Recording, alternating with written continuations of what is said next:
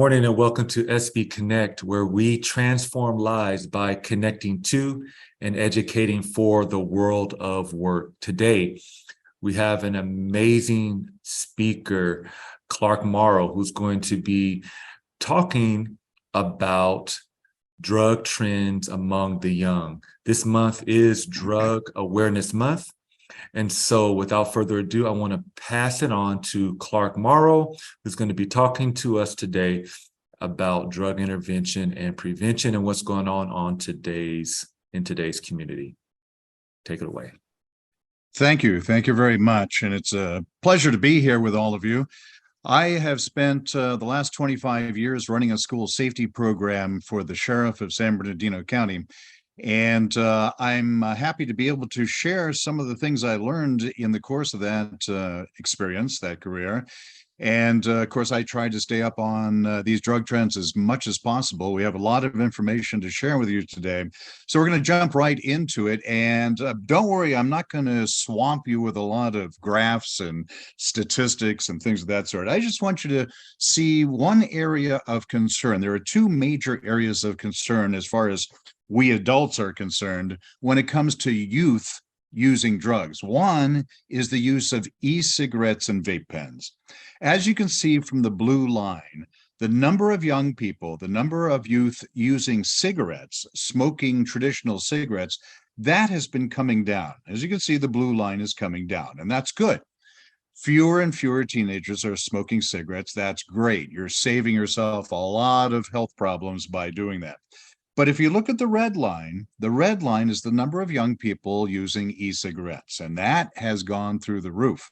In fact, since 2019, the last year on the graph, it's gone up much higher. And one of the reasons for that is we just recently went through a pandemic. We went through a lockdown. Young people were going to school online. They were cut off for a while from their friends and classmates and so forth. And they felt bad about it. And a lot of young people are still feeling bad about that perfect storm of bad things that happened in 2020, 2021, and into the current year. So a lot of young people are feeling lonely. They're feeling cut off from others. They're not feeling good about themselves. So they're reaching out for self-comforting activities. And one self-comforting activity, unfortunately, is taking drugs.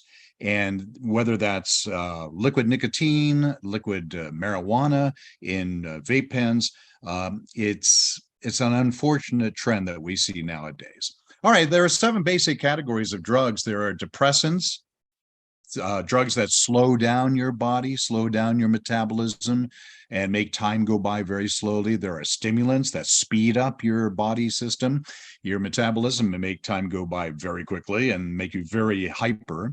There are hallucinogens, drugs that make you see and hear things. There's PCP, which is so bad it's in a category all by itself and makes you go crazy, absolutely nuts. There are narcotic analgesics. These are mostly prescription painkillers. Your parents, for example, your dad may have an old football injury and it hurts his joints to get out of bed in the morning, and he may take a prescription painkiller to help with that pain. Unfortunately, a lot of people get their hands on prescription painkillers that were not meant for them and abuse them. And that's a dangerous thing to do. Inhalants, drugs that you huff, that you inhale in order to get high. And then there's the old standby cannabis, marijuana. These are the basic ways of getting drugs into your body. You can inject them into a vein. You can smoke them. You can snort them, drink them, inhale them. We were just talking about inhalants. Or you can ingest them, which is a catch-all phrase that covers just about any other way of inserting a drug into your body. All right, so one of our major concerns, as I said, is vaping, using e-cigarettes, because so many young people are vaping honey oil, canna butter, and that sort of thing, and it has bad effects on your body. One of the periods of rapid brain growth is from 12 to 25.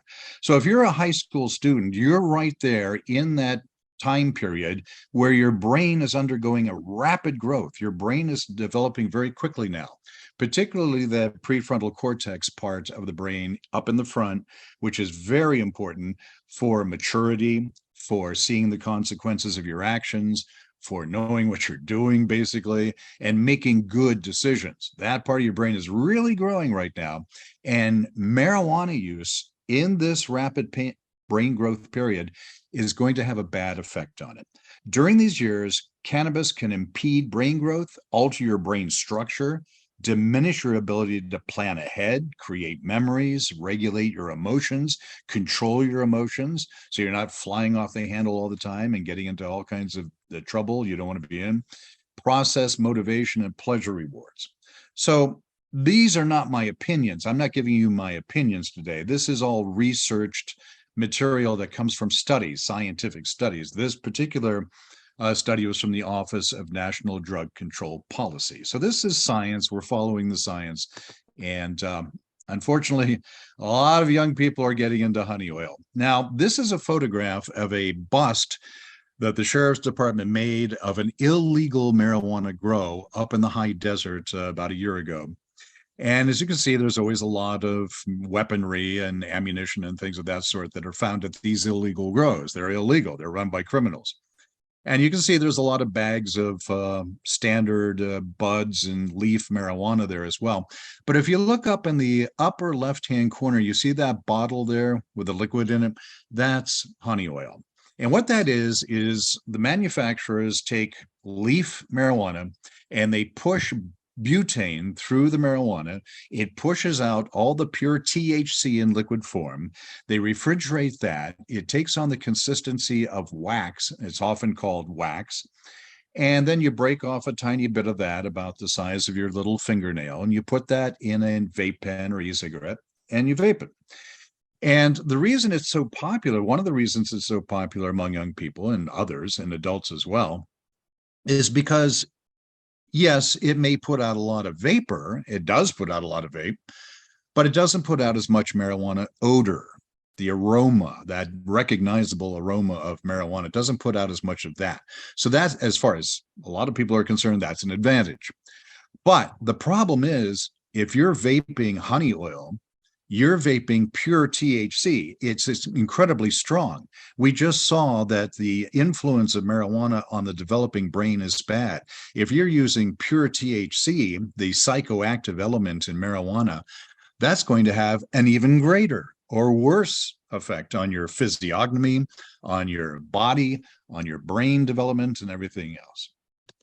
All right, so what we're doing is, so many young people are vaping liquid nicotine that we're creating the next generation of nicotine addicts.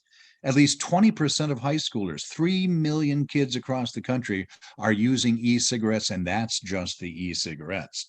There are many more popular methods of getting nicotine into your body. This is according to the CDC. They do every year. They do a national youth tobacco survey, and this is one of the results of that most recent survey.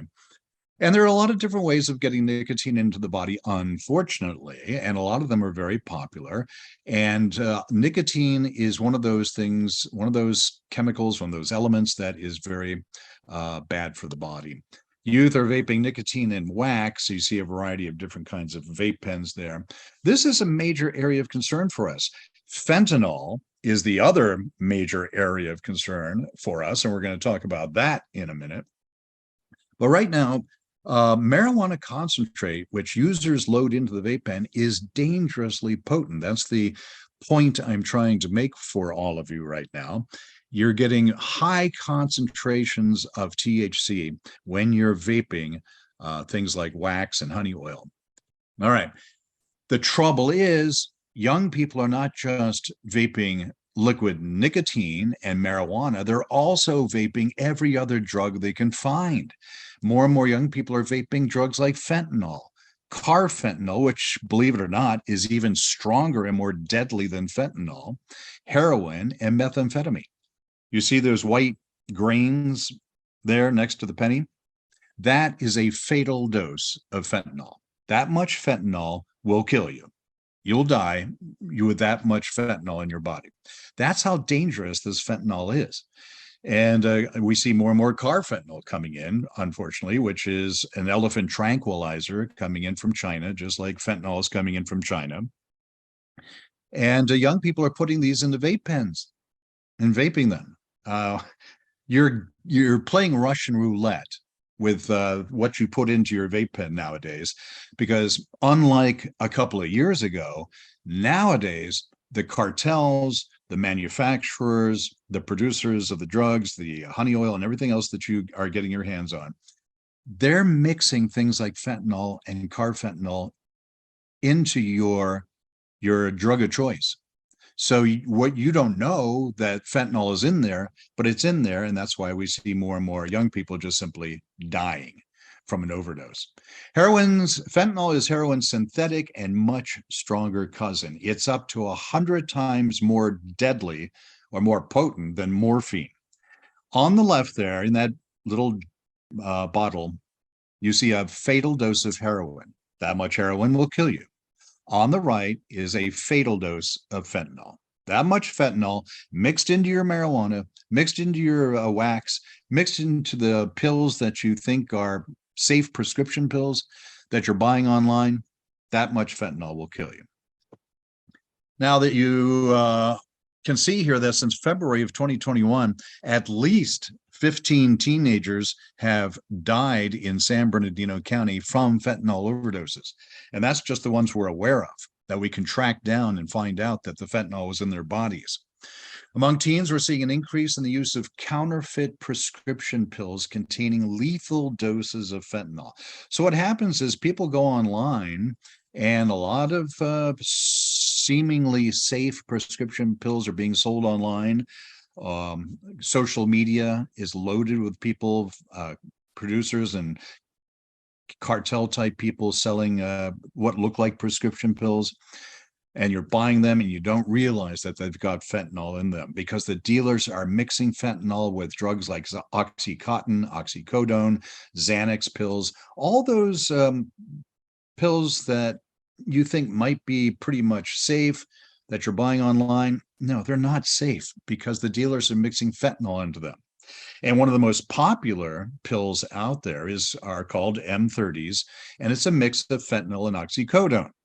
So if you see M30s being advertised online, and you hear people talking about M30s and offering you one, this is what we're talking about.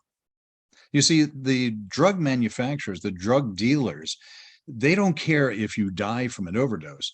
What they're trying to do is give you such a strong high, such a strong psychedelic or psychoactive experience that you're going to want to come back for more. And they're simply stretching their drugs with the fentanyl, because there's so much fentanyl coming in from China into Mexico, where it's put together. The base elements of the fentanyl are put together, cooked together in Mexico by the cartels, and then right across the border. Fentanyl deaths per year. Look at that increase in the number of people dying from fentanyl. It took off in the year 2015. It really took off in the year 2020, when we all went into lockdown with COVID-19. And it's just continuing to go up. Over 65,000 fentanyl deaths in the year 2020 and 2021. It's an epidemic. That's the real epidemic. All right, fentanyl is being cut into a wide variety of drugs. An estimated 100,000 Americans, or roughly 272 every day, died from a drug overdose from March 2020 to April 2021. And what was going on at that time? Yeah, we were locked down. It was a pandemic of the COVID-19. We were going to school online, and people were looking for some way to make themselves feel better. Rainbow fentanyl pills. This has gotten to be a big problem because they look like candy. The manufacturers are going to do whatever they can do to get these into the hands of children, so that they can hook them and get them addicted to these fentanyl pills mixes, M30s and so forth. They'll do anything they can to get kids addicted to these so that they can have a customer over a long period of time. So yeah, they don't want their customers dying. What they want to do, they don't care if they do die, but what they want to do is get them hooked early and have them as a customer for a long period of time. So they're going to make their deadly product look like candy. So a lot of young people, especially very young children, are going to be tricked by this. And I'm really worried about what's going to happen this Halloween when so much candy is being handed out by so many people to so many children. And I'm sure there's going to be a good number of these rainbow fentanyl pills included in the Halloween candy that's going to be handed out. So if you're trick-or-treating this year, do not eat anything that isn't in a wrapper, that hasn't been tampered with. Make sure it's wrapped up before you eat it, please. All right. And you can see here that in 2021, with 66% of those deaths related to synthetic opioids like fentanyl, drugs are the leading killer of Americans between the ages of 18 and 45. There's some more of those rainbow fentanyl pills that we're talking about. Over 15,000 of these pills were seized in the port of Nogales. I'm telling you, they're just flooding across the border like a tidal wave. And they're going to be felt, the impact, the deadly impact is going to be felt across the entire country. All right, so what happens is these fentanyl ingredients come in from China.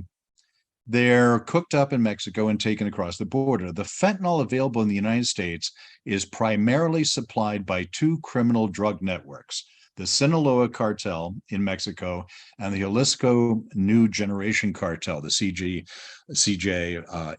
Those are the two primary cartels putting together these fentanyl pills, the rainbow pills and so forth, mixing them into M30s and other pills and shipping them into the United States. Now, you're all very familiar with juuling. I'm sure you've heard about juuling, this kit that you buy online with a small vape pen there that looks like a large thumb drive. And it comes with the pods. What you may not be aware of is that each one of those juice-flavored pods contain 50 milligrams of nicotine. In other words, each pod contains more nicotine than a whole pack of cigarettes. So if you go through a couple of pods a day, that's more than 2 packs of cigarettes every day. That's how much nicotine you're getting into your system. Nicotine is not good for you. Nicotine has all kinds of bodily consequences, bad consequences. And you put that much nicotine in your body every day, and some people do, a lot of young people do. Juuls control 73% of the e-cigarette market. So there are an awful lot of people juuling right now. As you can see, 72.9% of all e-cigarettes are Juuls. They put a lot of vapor, like you can see there. But that much nicotine, you can imagine what it does to your body. It's not good. Plus, your e-cigarette, your vape pen can blow up in your face, which happens. These things are not always well made. They're made in China and Southeast Asia, and they come into the United States. There's not a lot of regulation as to how these things are manufactured. So there's not a lot of quality control. Something bad can go wrong. You can imagine how much damage this will do to your face if it blows up while you're using it. Believe me, it happens more often than you think. Okay, so what's lurking in your e-cigarette? Not just fentanyl, not just something like that'll kill you right away, but other more dangerous drugs are in e-cigarettes. Formaldehyde, arsenic, aluminum, lead. All these things are bad for your body. All these things are going to hurt you long term and have a deleterious effect on your growth and your brain development and your longevity in the long run. By the way, youth who vape are 3.5 times more likely to use marijuana. Even if you're just vaping liquid nicotine, you're 3.5 times more likely to go on to use marijuana. So essentially what happens here is that the nicotine is a gateway drug to the marijuana, and then the marijuana acts as a gateway drug or an introduction to more serious drugs later on in a lot of cases. Two different basic types of nicotine that are being vaped right now, freebase and Salt Nic. Freebase is pure nicotine. That's all it is. So it burns a lot hotter than Salt Nic, because Salt Nic is nicotine plus all the other organic compounds found in tobacco, things like leaves, stems, seeds, things of that sort. So it burns at a higher nicotine strength. You're getting more nicotine with Salt Nic, but it's not as hot. It doesn't burn your throat as much. You're not getting that rough throat hit that a lot of people who are coming off cigarettes want to have, because that's what they're used to from the cigarettes. Puffs are out there, disposable puffs. You may have seen these. They're disposable. You use them up, about 800 puffs in each one. You throw them away. You're getting an awful lot of nicotine. They're 5% nicotine salt strength. 2.7 milliliters of juice per device. And kids are going through these one after another. And let me emphasize, you're putting a lot of nicotine into your bloodstream, into your body, and it's going to have a bad effect on your health. Puff bars, they come in a variety of flavors here. You see this one is blueberry ice. They advertise that they produce a smooth draw. Once again, this is they contain tobacco. This product contains tobacco-free nicotine. They have to warn you about that. And they have to warn you that nicotine is an addictive chemical. Yes, it's very addictive. You may have heard about how hard it is to quit cigarettes. Well, if you're putting this much nicotine in your body on a regular basis, it's going to be very hard to quit this habit as well. In California, the number of cannabis-related exposures reported to poison control among kids 18 and under has grown from 150 in 2009 to 777 in 2019, and that was before the pandemic hit. 5 milligrams of THC is the typical dose for adults who use recreationally, but one marijuana edible cookie can have up to 100 milligrams of THC. A single brownie bite, a gummy bear, a donut hole laced with THC has 5 to 10 milligrams of cannabis. The average joint has just 7 milligrams of cannabis. So if edibles have much more THC in them, and that makes them more dangerous. That makes them more problematical for your health, obviously. See, what happens is edibles take effect 20 minutes to 2 hours after you eat them. So kids eat some, they feel nothing after a few minutes. So they think, okay, I didn't take enough. I didn't eat enough, even though they took in like 10 milligrams or more. They decide they need more, so they ingest far too much. And then by the time the effects are felt, it's too late. You've overdosed. And now you're in the emergency room, you're in urgent care, and they're trying to figure out how to save you. The manufacturers of these products, liquid nicotine, liquid marijuana, they want to get their customers young. So what do? They put their product in things that look like juice boxes, right? We grew up, a lot of you grew up drinking out of juice boxes. So you have pleasant memories of these juice boxes. And it brings up childhood memories of how when you were innocent, and it was all very sweet and innocent back then. That's what the manufacturers are counting on. They're counting on you, fooling you into thinking these are harmless because they look so innocent. No, this is Hawaiian hash, marijuana made, hashy hash. These come with dangerously high levels of THC in them, as we've been talking about all this time. So be aware of that. They're trying to snag you at a young age, so they'll have you as a customer for a long period of time. They'll do anything.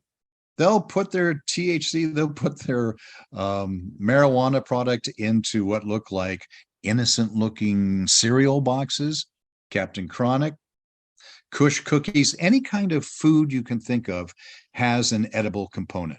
Cookies, gummy rings, lollipops, Cheetos, caramel popcorn, gummy candy, Captain Kush cereal, any kind of food item. There is a marijuana version of it. And any marijuana version is going to be stronger than a joint, and it's going to be dangerous for you as a result of that. And they make these capsules that you put into e-cigarettes and vape pens that contain marijuana, contain liquid nicotine. But look how they package it. They package it so it looks safe. They package it so it looks like something kids would take and it would be all right. No, it's not all right. It may say Fruity Pebbles and Blueberry, but they're just trying to fool you. They're just trying to trick you and get you as a young customer. So they'll make their vape pens look like crayons. That looks innocent, right? We love memories of coloring when we were kids, and the crayons and the coloring books and the age we were at the time, also innocent. So let's make the vape pens look like crayons so that kids will think they're innocent. Kids will think they're safe, harmless. They're not. Pot Pops. Each one of these has 90 milligrams of THC in it. Like I said, the average joint has just 7 milligrams. These are so powerful, so strong, that they're dangerous for people with underlying heart problems. We've all heard about comorbidities, right? And we all discovered how many people have comorbidities that they weren't aware of. You may not be aware of what's going on in your own body, and you start sucking on one of these all day long, well, it could very well have a very bad effect, obviously. Cannabis Patches, put these on the skin, under your clothing. The effects last up to 12 hours. The THC is absorbed directly into the bloodstream.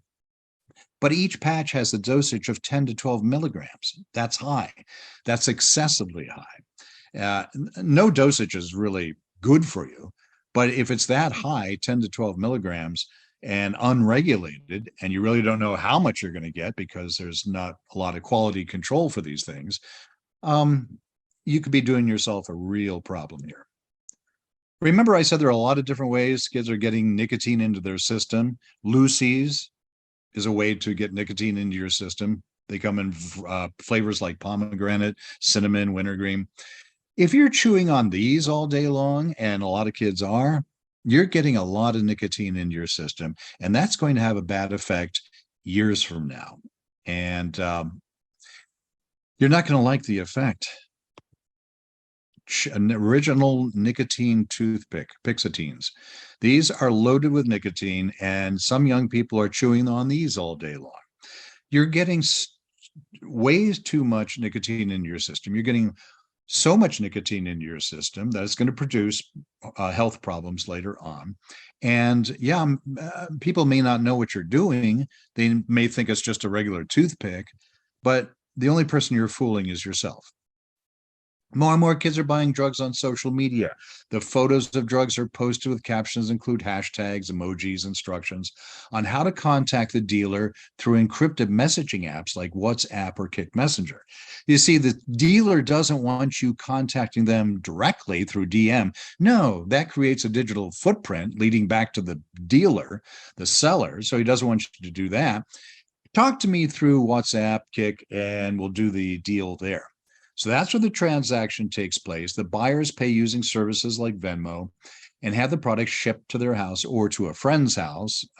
So mom and dad don't get suspicious of all these drugs or strange packages coming into their house.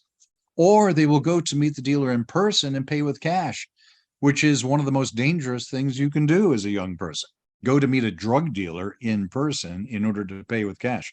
This is one of the reasons why more and more young people are simply disappearing, vanishing without a trace, because more and more of them are going to meet drug dealers in person to pay with cash. These are the most popular drugs right now on social media, being sold on social media. These are their hashtags. As you can see, some of these are what you would expect. Painkillers like Xanax, Oxy drugs, Percocet, painkillers, OxyContin. But young people are actually buying fentanyl, cocaine, and heroin online on social media from drug dealers who are, in most cases, cartel members, gangsters, and you're putting your money into their hands. Great. A lot of bad challenges on TikTok. I won't go into all of them. You're probably well aware of them. Let me warn you about the Benadryl challenge. This is not good. This is dangerous. Chugging as much Benadryl as you can at one time is obviously going to be a problem for your health, and it has killed some people. On September 2nd, 2020, the Benadryl challenge was responsible for the death of a 15-year-old girl. You can't chug that much Benadryl and expect to be okay. No, it's either going to make you very sick, give you heart problems, neurological problems, send you to the emergency room, or it will kill you, as it did in the case of this 15-year-old girl. Blackout challenge on TikTok this has been around for a long time. I've been talking about this for years now. It's where you tie something around your neck, a dog leash, a tie, whatever you can get your hands on, jump rope, whatever, and then suspend yourself from above. And what they're trying to do is cut off enough blood to the brain to get high. My motto is young people do anything, no matter how dangerous, to get high. I've seen this to be true. What happens is they cut off too much blood to the brain, and then they hang themselves, strangle themselves, and either do incredible neurological brain damage to themselves or die as a result of it, like this kid in Denver did back in March 22 of 2021. He did the blackout challenge, is also called the flatline challenge, flatlining and so forth. Killed himself.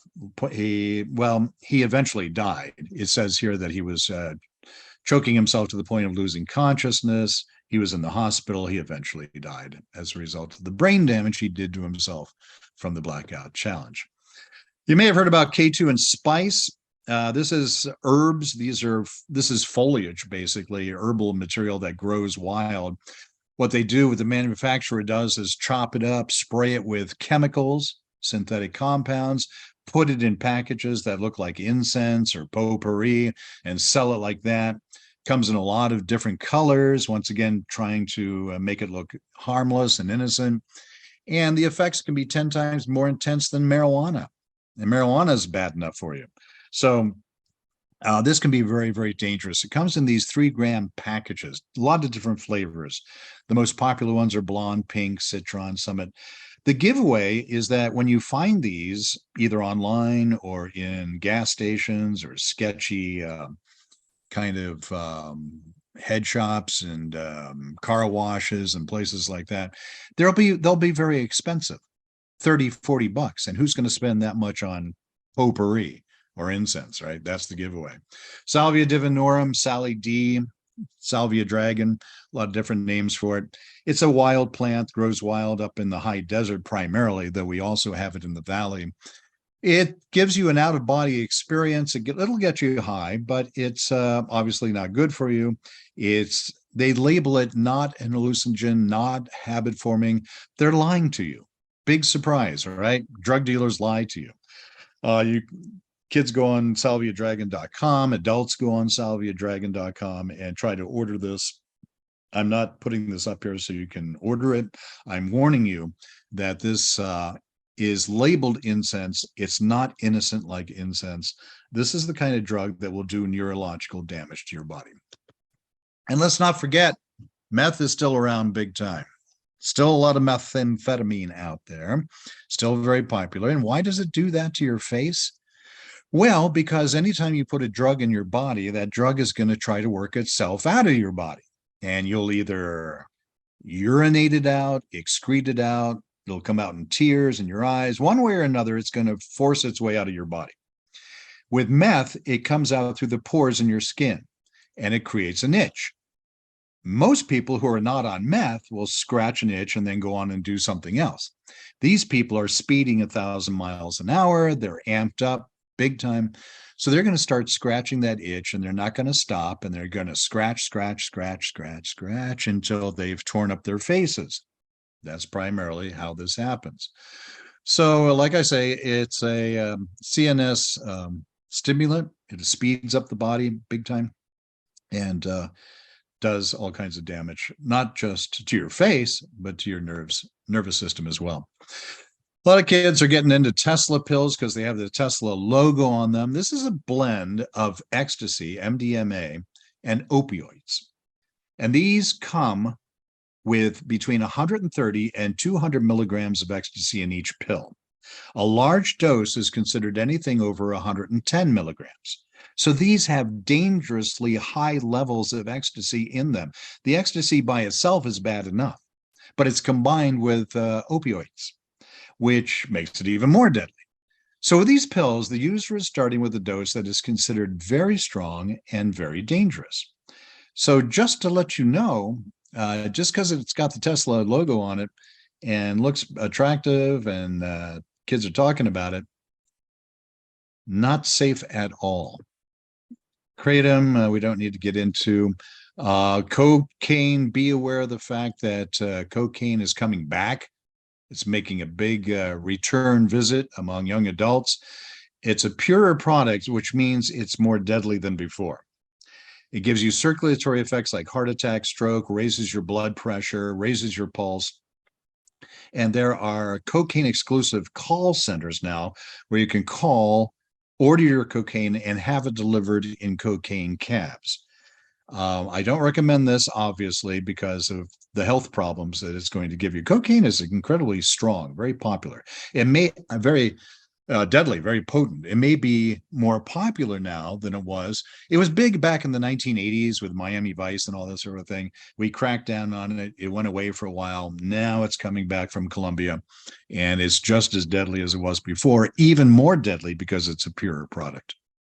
Molly's still around. Kids think Molly is a pure form of ecstasy. It's not. It's cut with whatever the dealer can sweep up off the floor of his kitchen where he's putting this together. So you don't know what you're getting in your Molly pill. It's MDMA. It's extremely dangerous, and we find it in staggering amounts at concerts, raves, overnight dance parties, things of that sort. We find young people who have overdosed overnight, and they're laying around the arena or the concert venue. Girls have been sexually assaulted because they've passed out from Molly. It's very popular at these events, and it'll put you in a dangerous state, not just because it's dangerous in and of itself, but because it'll make you unconscious in a lot of cases. You may have heard about pong pong seeds. The word is going around among young people that pong pong seeds are a painless way to commit suicide. It is not a painless way to commit suicide. These seeds create nausea and incredible pain, torture-like pain for hours before you die. I read an account of a young man who took pong pong seeds, and he was in agony, incredible pain for hours and hours and hours. And his parents didn't know what to do about it. So they took him to the emergency room. The doctors didn't know what to do about it because they had never heard about pong pong seeds. It's hard to detect the chemical in your body, so they couldn't treat him. And he just suffered incredible pain until he died. So if someone's telling you that pong pong seeds are a painless way to commit suicide, they're lying to you, or they don't know what they're talking about. So you can, yes, it can be bought on eBay and Amazon because people who make ceramics and pottery use the pong pong pod. The seed comes in a big pod. They use the pod for decorative purposes when they're making their pottery and so forth. So that's why it's available online, but just stay away from the stuff. The pain, the suffering is incredible when it comes to pong pong seeds. All right, we're running out of time, so let me tell you about this. This is VapeEducate. It's an online source of information about e-cigarettes, vaping, juuling, smokable marijuana, all the stuff, the liquid nicotine, everything we've talked about today. It's an online course designed to be completed by middle and high school students. Anyone, though, can benefit from learning more about these items. It can also be used as an educational program for teachers, parents, and other community members. So I recommend that you pay a visit to vapeeducate.com if you want to learn more about everything I talked about here today. All right. I think we have time for some questions. If anybody has questions, I moved through it fairly quickly. There's a lot of other information that we didn't have time for. But I don't think I can hear anybody asking a question. So if Michael, if you could. I'm going to facilitate that. Yeah, real good. Wonderful, real good. wonderful. While we're waiting for questions, can you provide contact a way for educators to contact you or to request you in the future? Yes, absolutely.